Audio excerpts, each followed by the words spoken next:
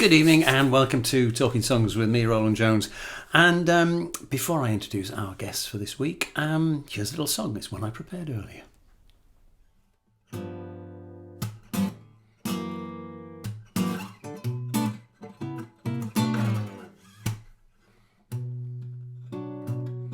I had barely met you, but I knew I was in real deep. I didn't know what was happening to me. Could not work, I could not eat, I could not sleep.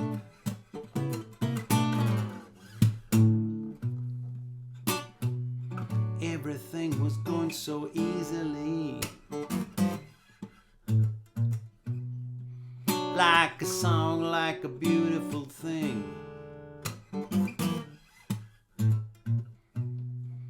All the words fitted the music,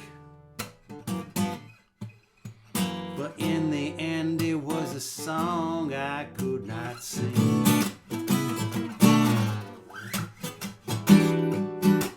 I knew I was not ready for what you had in store.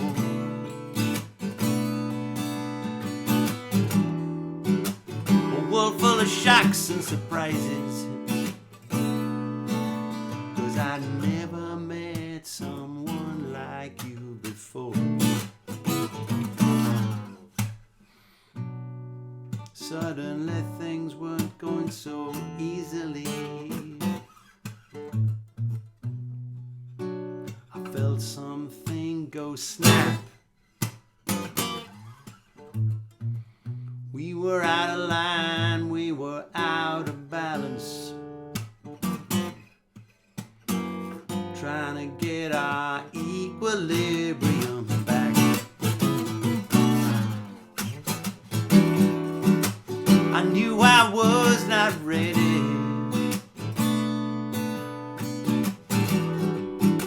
for what you had in store.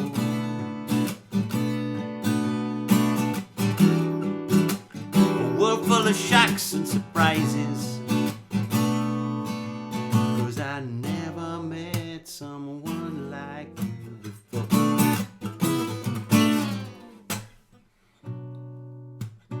And that's how it all ended. Not with a whimper, but a bang. I tried to remember all the good stuff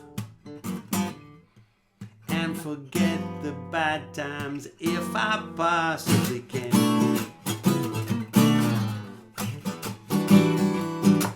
I knew I was not ready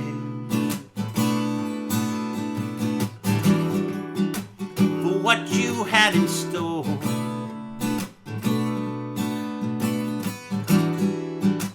A world full of shocks and surprises, 'cause I never met someone like you before. 'Cause I never met someone like you before.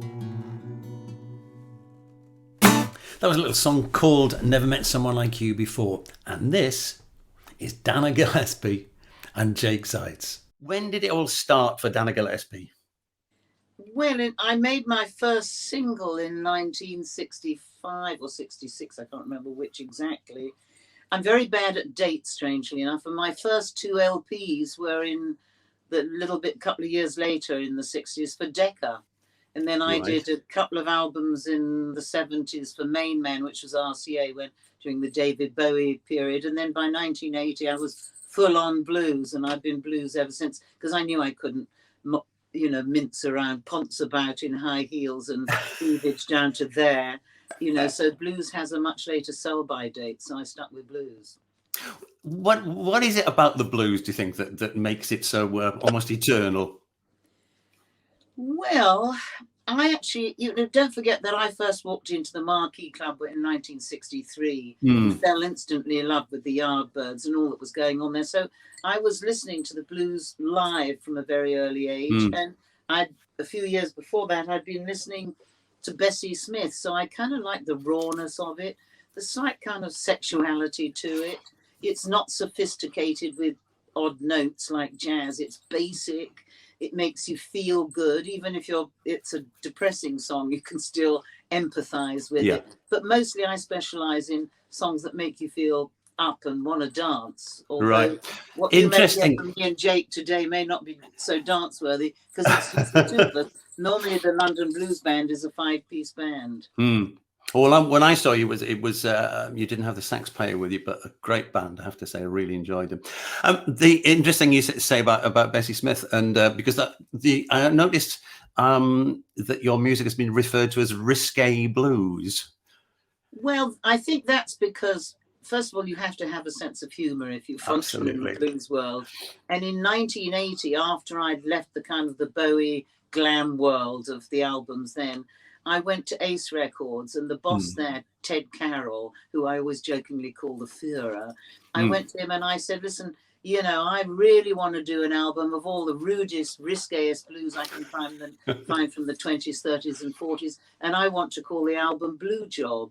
And he was so delighted with my sense of humor. He said, sign here. So that album had songs like Big 10-inch, Organ Grinder, It's Not Your Organ, But the Way You Grind, Come On Yeah, If You're Coming, all those choice little things, not offensive, but fun and yeah. tongue-in-cheek. So I have kind of stayed with that type of blues, but occasionally I go to other areas of blues, which Yeah, is more what the you interesting thing for me was when I saw you those two occasions at Skegness, which were fantastic gigs, but there was very much a sense of it being a show. It wasn't just a band doing a number of songs. I mean, the way in which you presented it, the way your sort of personality comes over. There's this and that element of the blues that comes from Ma Rainey and Bessie Smith and people like that has that sense of showmanship to it. I think that's why you're called old age professionalism. I've done it for 13 years. And I like a bit of chit chat in between songs. Absolutely. And I don't like it when a blues band just goes from A to Z and Mm, doesn't speak and doesn't say where the songs come from or mm, who wrote the song or what you were feeling when you first heard it. There's all mm, sorts of things that people like to know. So mm. I impart these pearls of wisdom, hopefully, in between the songs because I know what I'm talking about. You certainly do. So let's have a song then. Well, Jake and I are going to do a song. Don't forget, during lockdown, when did I last see you, Jake? A while. I can't remember. It's a long time ago. So during lockdown, we haven't actually been, like everyone, we haven't really been doing loads of gigs. So you have to imagine, if you like, the full band. But Yes. this first one is from our last album that Jake and I did together with the band, and it's called Old School. And that is because, and I'm telling you why, I wrote the lyrics. You know, how we work is that Jake gives me backing tracks and the chords and the grooves, and then that tells me what to write. And Old School is important to me because I'm so fed up of this modern world and everyone's permanently staring online. I drive an old car with wind down windows and a cassette machine. I'm very old school and will remain a fossil till I die. But I'm quite happy if everyone else is up there, on the cloud or doing whatever they do, because I don't. So this is really very much me singing about what I actually feel in the world. Right.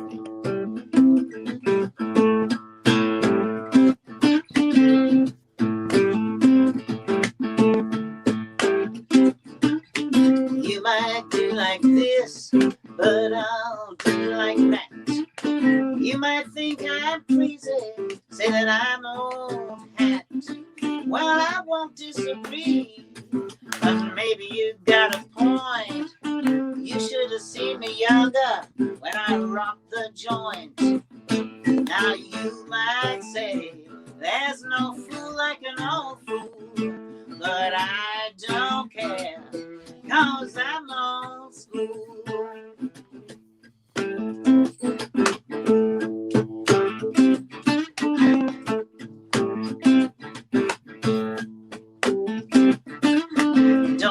spend my time staring at a screen, 'cause you never can imagine all the things I've seen.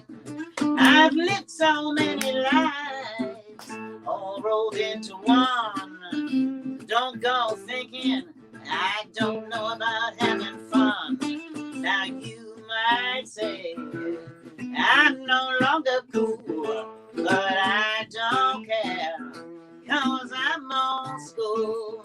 Oh, give me peace and quiet. Yes, I'm old school. I know all the loud noise comes from the shallow end of a swimming pool.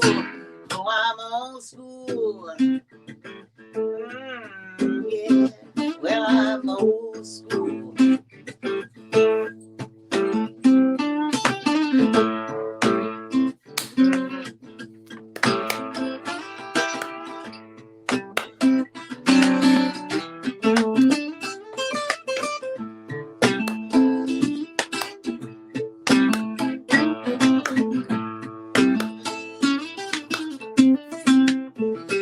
Now, if I had to choose between the tortoise and the hare, give me slow and steady to take me there.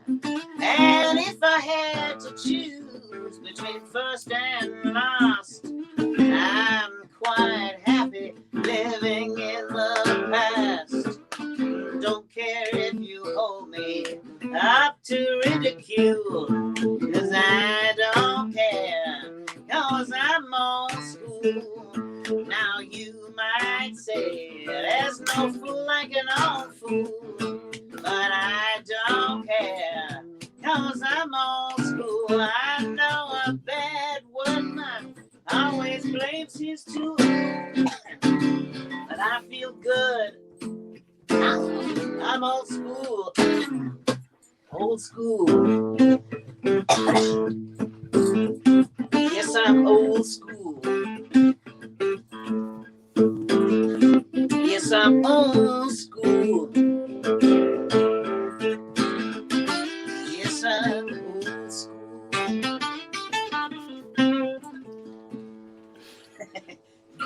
And I'm drinking water. Great. That's excellent. That's excellent. No, I mean, it's interesting. You were saying that, you've not been playing together during this lockdown period, and I think it's amazing how virtually everybody I've spoken to doing this, they've all said the same thing, that nobody feels kind of on top of their game, as it were. Well, we could be. I mean, our last gig together was in December. At this place in London called the Town. Oh yes, I saw that. Yeah, I saw that on the on Facebook. Yeah, but I mean, that was then. Yeah, exactly. We're so used to doing lots more gigs, but we'll get back into the swing of things as and when required. Yeah, as and when we all can. Yeah. Yeah. So, you were saying that how you go about writing together. How long have you two been writing together then? Oh, Jake, I can't remember. When was Cat's Meow? 20. And that was I rest my case was before that. I Rest My Case. That was what, 2000. How long have you been in the band? 15 years. 15. Yeah, but well, according to Wikipedia, Cat's Meow was 2014. And the one before? I Rest My Case. It doesn't have a date alongside, but 2000. Because that's the first one we wrote together, wasn't it? Okay, well, the one before that was 2011, so we're talking 2012 or 13, I suppose. I guess. I'm really appalling at any dates at all. But the band, I mean, the London Blues Band has actually been together for quite a long time. Because Dino Baptiste, the piano player, has been since 1997. And Pace even before. And our sax player, who sadly died a few weeks ago, Mike Pace, was with me for nearly 40 years. Wow. So, I've always considered it a sign of a good band leader if the guys actually enjoy playing with you and don't want to leave. I mean, I wish we had more gigs to do at the moment, but we're all in the same boat. So we've been writing for a long time. So if you want to know the process of it, so basically, like Dana mentioned earlier, I sit down and fiddle with the instrument, and it could be and it could be anywhere. And the guitar. Yeah. With the organ and the guitar. Yeah. It could be anywhere. I mean, I remember most of the Cats Meow and Under My Bed. I think I was in Italy, just sitting down around the kitchen or lying on the sofa and in a funny getting ideas. But actually, for me, the lyrics come once Jake has given me a CD with lots of backing tracks, and once I've got that, I can take my time. Usually, not so much sitting in London because there's too many distractions here. But if I'm away, then I can play what he's played. You know, I got the CD, and each track tells me what to write lyrically, and that's how we worked since these last 3 albums. So do you have a sort of a resource? You know, do you sort of during the course of a day you hear an expression or a phrase or a couple of words and you scribble them down? Absolutely. I can be sitting, I can be going for a walk and a bus will go past and there'll be a headline, you know, 3 words or a headline of a newspaper. I love, what do you call them? Strap lines, I think they're called, you know, something very short, and it just hits you and you go, that would be great. I mean, we're going to do one song when we get through it called Eureka Moment. And I kept hearing this being spoken about on the television, and I thought, that is a good song title. Yeah. So, you know, that's how the songs get born. Yeah. And then, of course, we're in the studio together, and that's a whole other thing. And then it's nipping down with the finished stuff, usually down to lovely Ace Records, because they're all lovely, lovely people. But one of my reasons for wanting to do this whole series of programs in the first place is just this idea that even though a song ends up in a certain way, it starts off like yours do with just the two of you. You know, an instrument and a voice, you know, and those two things, and how it sort of starts from the song starts from there. When you write, do you deliberately start off in with the idea of something funny? Do you think? Because a lot of your songs are very, very funny. You mean like FCK? The only thing that's missing is you. I finally got that into a song.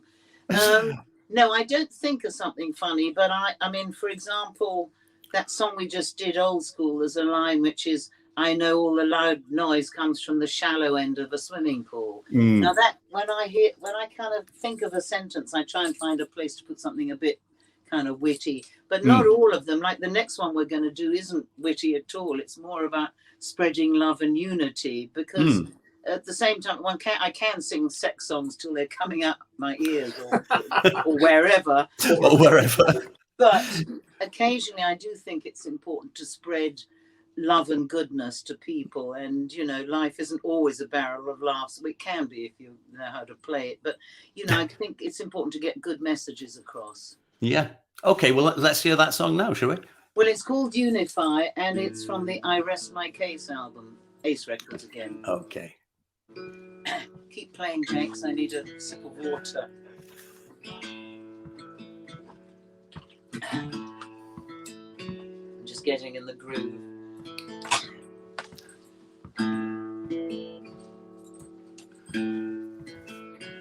There are so many waves in one big ocean, and so many stars in the sky. And we're all part of one big family. It's just this body that's born to die. And if you wanna know the unknowable, you must touch the untouchable, move the unmovable, so you can love the unlovable. Only love can unify. Unify. Oh, there ain't no difference between me and you, black or white, rich or poor, qualified to follow the path that leads to the door. There's a key to open it if you try. And if you wanna know the unknowable, you must touch the untouchable, move the unmovable, so you can love the unlovable. Only love can unify. unified.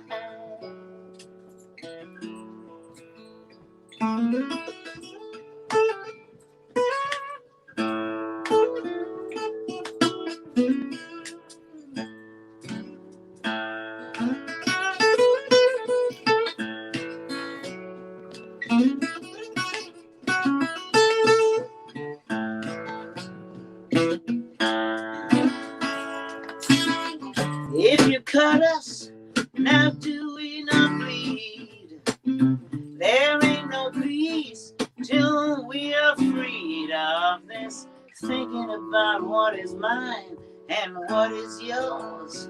It's so easy to simplify, 'cause we're brothers and sisters, all part of the whole. It's just this body that's born to die. And if you wanna know the unknowable, you must touch the untouchable, move the unmovable, so you can feel the unfeelable, and hear the unhearable, and see the unseeable, and think the unthinkable, so you can love the unlovable. Only love can unify.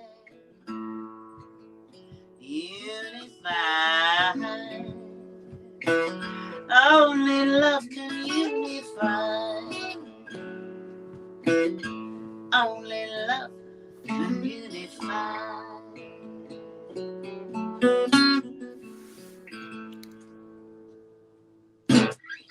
Yeah, lovely, lovely. Thank you. So, who would you say was your sort of major influence? I mean, you mentioned we mentioned Ma Rainey and Bessie Smith earlier on. I mean, because the first album, which I can't find anywhere, but I've been references to it, says was very much in a folk vein. Is this the one that you did with? You're talking about Foolish Seasons, which I did in 1966. Yes. 16, well, yes. You know, I was, and then the one I did straight after that, these are the two Decca albums, was Box of Surprises. Yeah. With actually the band was Savoy Brown, although my voice was still quite kind of folky. But don't forget, in those days, no musicians ever got a credit. On the Foolish Seasons album, I had Jimmy Page and John Paul Jones, Led Zeppelin playing on the album. So, you know, I mean, I did those kind of songs because I was so young. I was just in, you know, 16, 17 and 18. And in those days, voice in tune, but I hadn't really lived that much. I'd lived quite a bit for that age, but not enough to make your voice really strong. And all these years later, this is over 50 years later, your voice is like a muscle. So the more you use it, the stronger it gets. And I must say, Rowland, the reason that Jake and I are doing self-written songs today is we could do 12-bar blues all day long if we wanted, but we thought it'd be nice to give you something a little bit different to what most blues guys sit down and do. I think that's important, to be honest, because I think there is always a danger with, should we say, so-called purists who think of the blues as being only 12-bar blues with the occasional 8-bar dropped in, you know, and that's all it is, which I find frankly tedious after a while. Let's face it, it's how a lot of blues musicians or any musicians started. Absolutely. It's only 3 chords and 12 bars, and it's suddenly, if you're a 14-year-old, you've got a band, you can sing a song, something as simple as that. But we do. I could say it's almost my kind of the high point of the evening is St. Louis blues. I don't mean high point in one sense, but it's quite a dramatic piece, so it's very different to the other stuff that we do. But we're not going to do that today because I like to have the full band around me. So do you want another song now, or have you got another question tucked away? No, another song would be great. Okay, well, we thought we'd do Eureka Moment. Right. Again, it's not 12 bars or anything. It's it's slightly different. It's just, you know, it's a love song actually. Right. Without any rudeness. No risque. It's a nice love song. Here we go. No smut for once.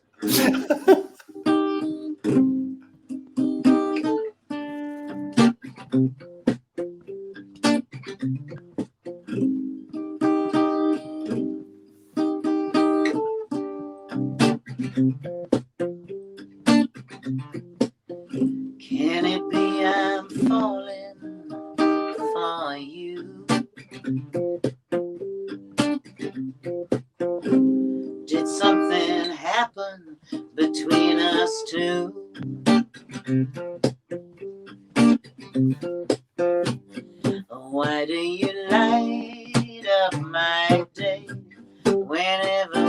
sweet, so sweet. How do you know what to say to keep my heart upbeat?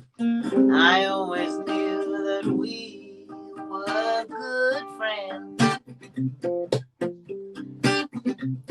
Now I want to know how our story ends. I've got some resistance in going too far. These are, should I remember that things are good the way they are? Is this what you call a eureka moment? I'm not sure if I'm ready, let alone steady. Is this something I should prevent? Can it be I'm falling for you? I hope my heart will know what to do. What will last longer, lovers or friends, depends. But making it stronger is what my heart recommends.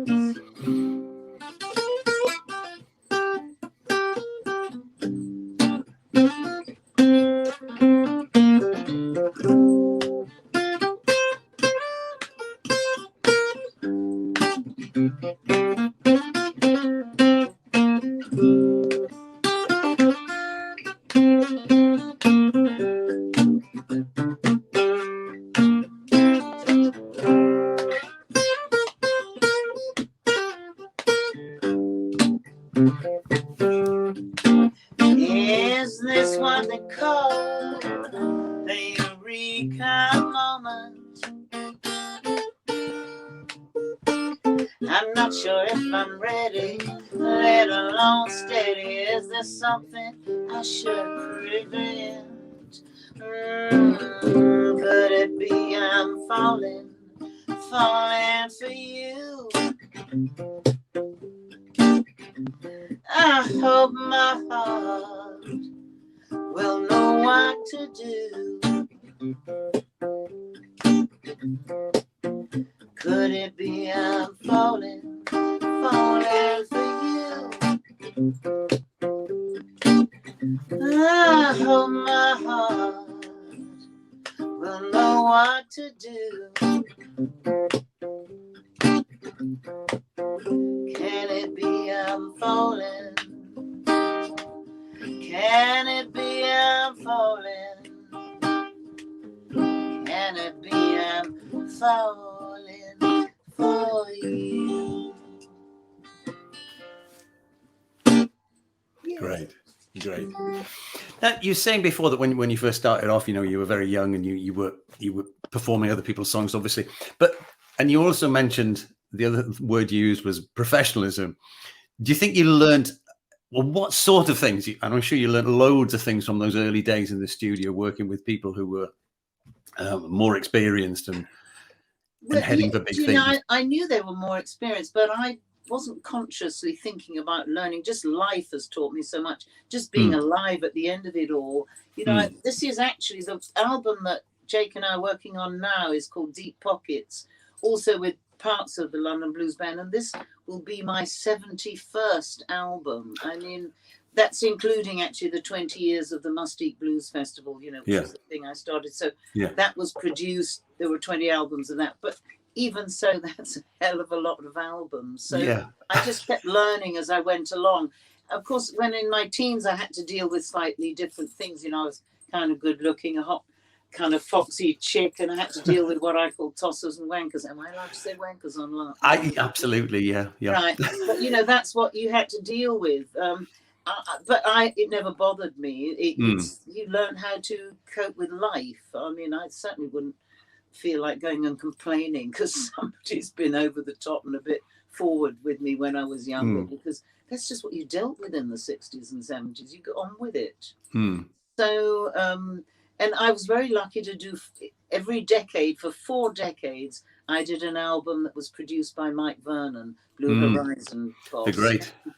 You know, I learned so much from him about production, because I've always sat next to him, even when the mixing was going on, and or even with other people. It's the most important thing, is just learning the whole time, and I'm always learning. And but I was very lucky to work with some of the best on the planet, in Europe anyway. I don't know, can't really talk about stateside because I'm not a big American goer.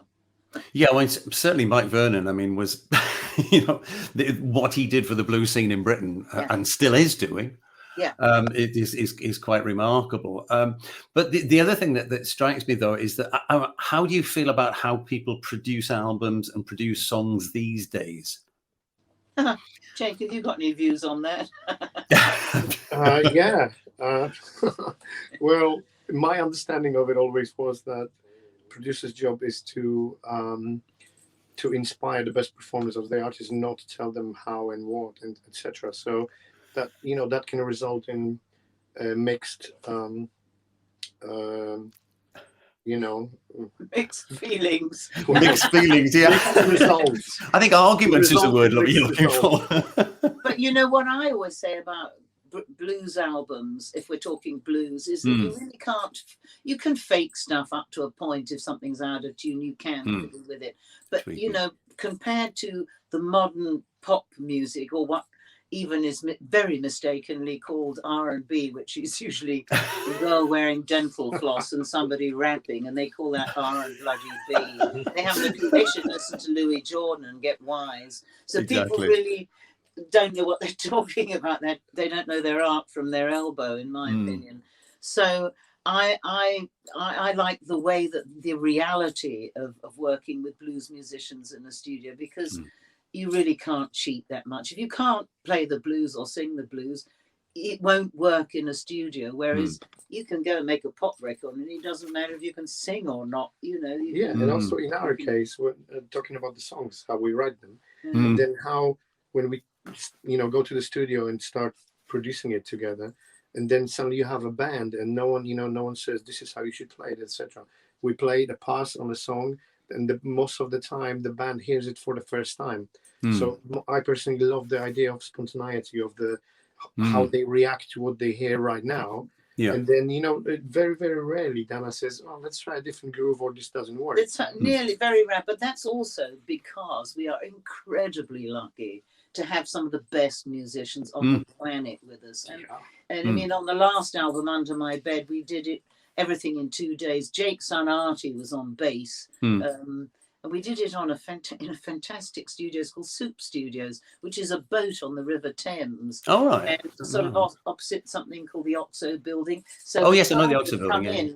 And everything would be swaying a bit. So no good if you got seasick.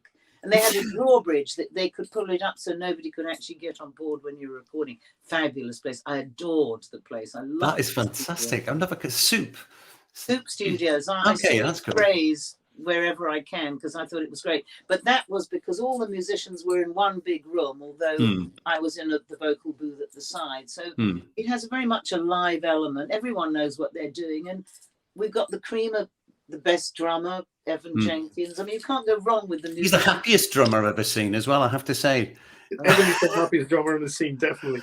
I said that the first time I saw you guys playing in Skeggy 2 years ago, and I said to you, you are definitely the happiest drummer I've ever seen. He just looked delirious all the time. It was fantastic band. I really good. think that's important, because I think if people have paid money to come and see musicians, and you've got some musician who's on stage looking miserable as shit, nobody wants to see that.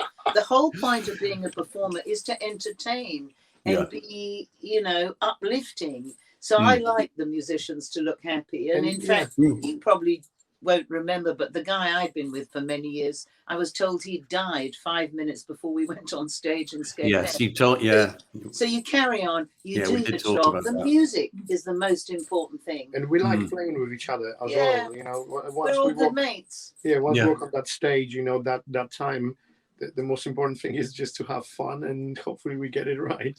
Yeah. No, we do get it right. Yeah, I think you do.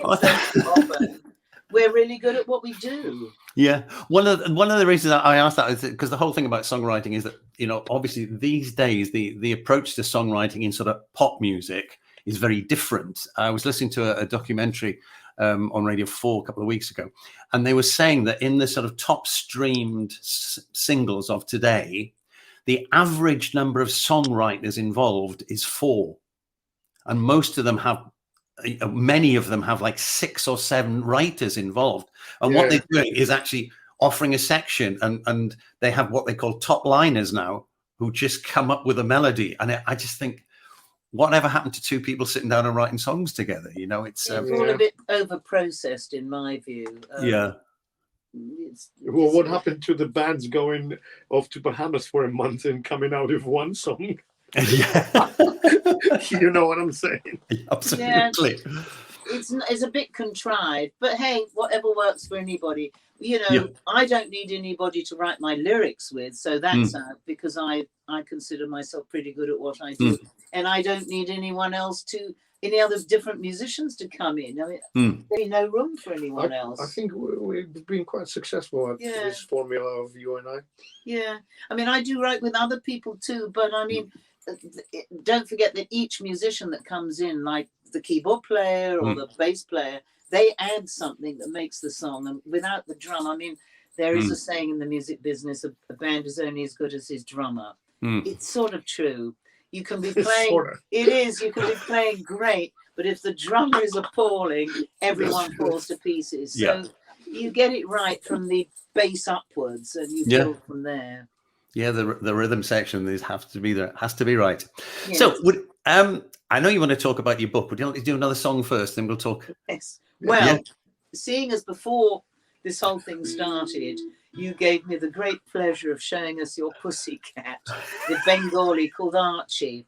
Now this song, I could say I'm mad about pussycats, pussy power. I mean, give me an evening with a pussycat on my lap and a bar of chocolate, and I'm as happy as Larry, actually. Gone are the days of riotous living.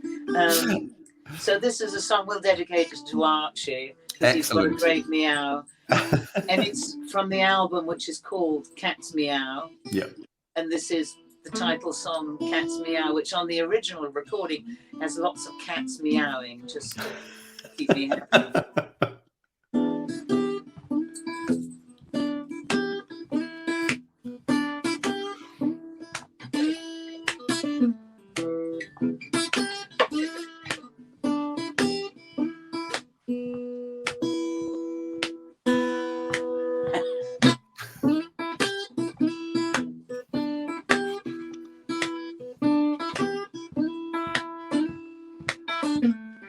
Too much of this and too much of that is making you lose your mind. Maybe you got 9 lives like a cat, but I'm watching your world unwind. Don't think that you can stop it now, 'cause you think you're the cat's meow. Like a runaway train that's out of control, you're playing a losing game. You gambled your life while losing your soul. Denial's your middle name. Think you're top dog, so take a bow wow. You think you're the cat's meow. The cat's meow. The cat's meow. The cat's meow. The cat's meow. No point in trying to talk to you, 'cause you always think you know best. Even ego so big it blocks your view, but it's leaving me unimpressed. Who do you think you are anyhow? Not the cat's meow. The cat's meow. Meow. The cat's meow. Meow. Meow. The cat's meow. Meow. The cat's meow. Meow. Solo.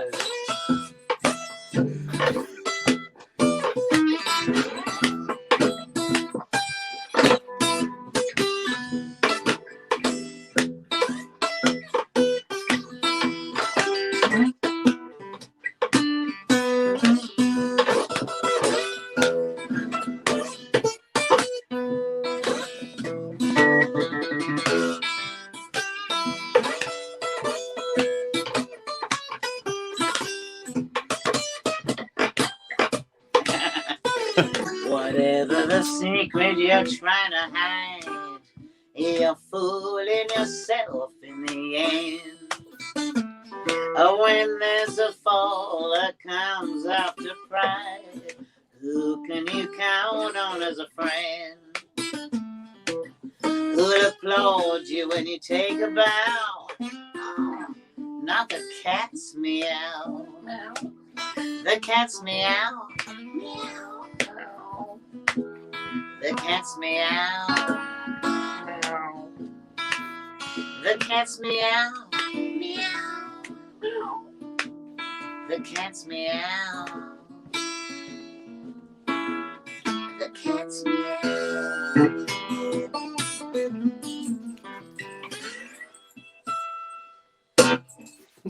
Great. I love the lyric. You think you're top dog, so take a bow wow. Love it. What I want to do, I'm just going to get a book. I want to show you the memoirs so that I'll get it. Yeah. Yeah, sure. It's under that because that's what we. Jake knows. It's taken me a long time to get it in this final thing. Here it is. Have you seen it, Rowland? Yes, I have the press release here. Right. Okay. Lots of amazing Polaroids and stuff like that because I was given De Vries, who was our manager then for Bowie and myself. He gave me a Polaroid in 1971, 72 and said, take as many Polaroids as you can, or what I used to call them, pornorides. So in the book, there's loads of pictures that nobody's ever seen. So it's called Weren't Born a Man because that was the title of the album I did in 1973 on RCA. It's a brilliant book. I took my time reading it and listening to the records and checking all of the stuff and thought it was phenomenal. It's taken a while to get it together, but I'm so pleased. It's the one thing. The moment lockdown started, I was able to get it actually finished, and so it came out in.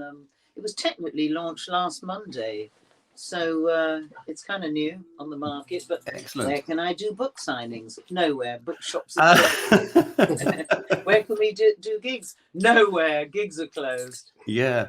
So, well, I mean, you mentioned before when we were chatting, you're saying about that some of the some people are sort of concentrated very much on the sort of very early part of it and have not paid much attention to what you've been doing ever since. I mean, you've been doing lots and lots of things throughout your career.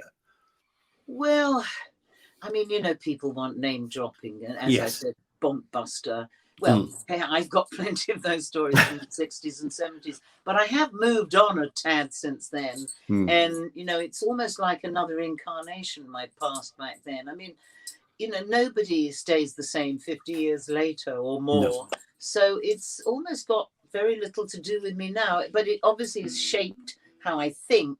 And the fact that I've had a pretty wild life by most people's standards, a great life, a fun life. So it kind of obviously gives you self-confidence so that you know what the hell you're talking about and doing. And so it has it's so marvelous getting older because theoretically you're meant to be getting wiser. I mean, I might start dribbling and being senile very soon, but at this moment in time, I've never felt so sharp and on the ball. And it's such fun doing music. It's all I ever wanted to do. And so it's worked out pretty well. Yeah, and keeping up with Dana at this stage it's a real effort, man. I mean, anywhere, be it at the airports, I mean, as it used to be known, or or just keeping up, basically. I've always been, very disciplined, strangely enough. The moment the lockdown started, the first thing I decided was I'm going for a walk every morning at 5:30 for an hour and a half round Hyde Park. And I think that's vaguely kind of what's kept my sanity, because you don't see anyone at these hours. I know they're not very rock and roll hours, but they're my kind of hours. Yeah. And it means that your brain is free to think about music and do music. Mm. One of the things that struck me the first time we spoke, when it was at Jack's, at the Jack stage, and you said there's nobody here, and because it was the first year I'd done the show as well, and what I didn't realize was that in between the acts everybody goes off to see what's happening elsewhere, and you were saying, well, and I said, it's all right, it'll fill up, I'm sure of that.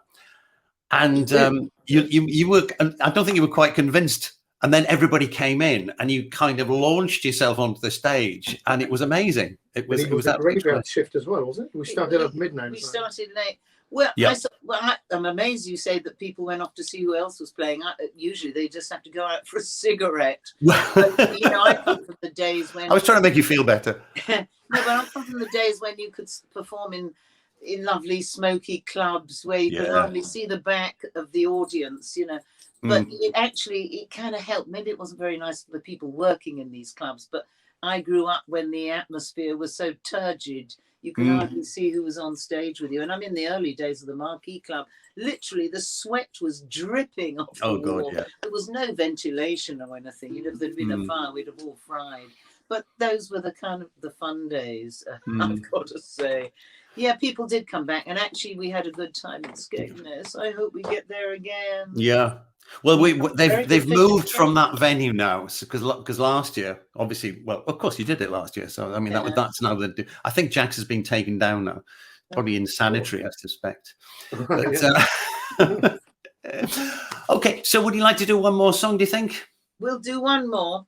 Yeah, that'd be great. From the Under My Bed album, right? And I got to I'm now at the age when all my friends are starting to drop like flies, the ones from my age. So this is I'm only 2 years behind you, don't worry, I know what it's about.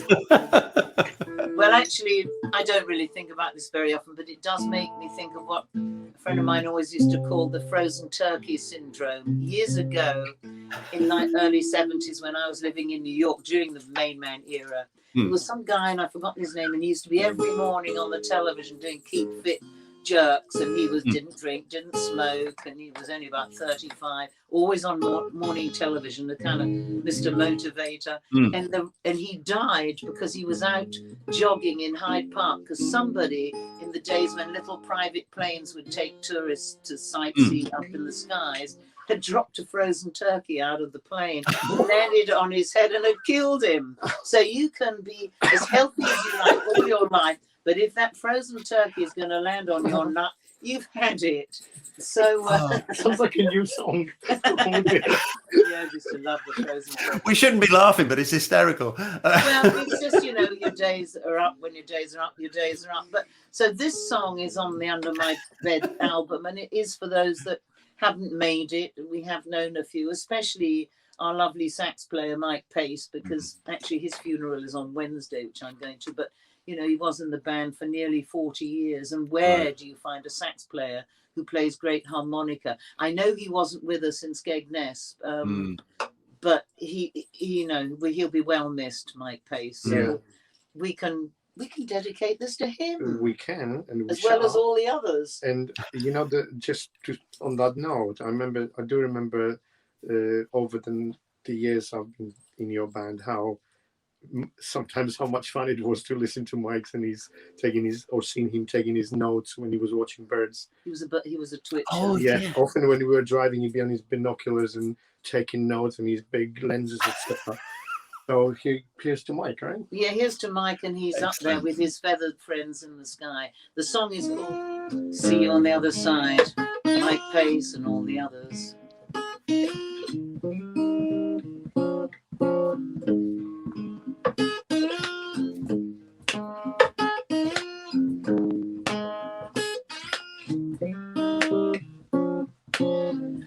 Careless hearts get broken sometimes beyond repair.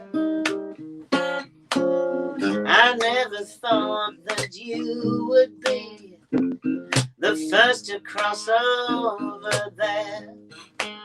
You were in a dark space and a lonely place, but the choice was yours to decide.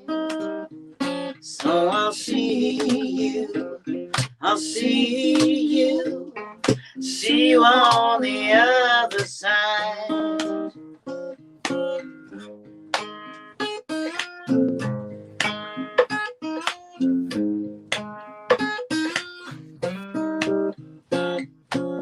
You never loved yourself as much as others loved you. You must have believed in body, not soul, for the things you used to do. You always said you'd rather be dead, and oh, how hard you tried. So I'll see you, I'll see you on the other side. Yes, I'll see you, I'll see you on the other side.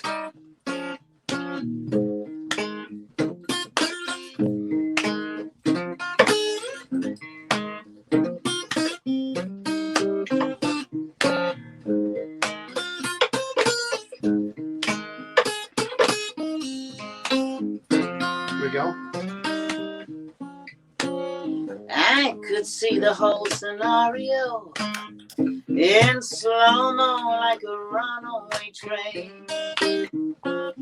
An accident waiting to happen.